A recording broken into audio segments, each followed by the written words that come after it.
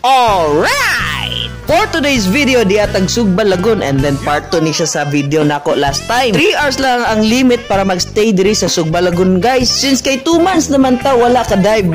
Diri na lang pod ko ga-practice og dive guys. Since kay dugay na jud ko wala ka pamana. Dagang nangutana sa ako or nag-PM sa ako through Facebook or Messenger nga aggressive ba jud kuno daw ni si Nemo or kaning clownfish.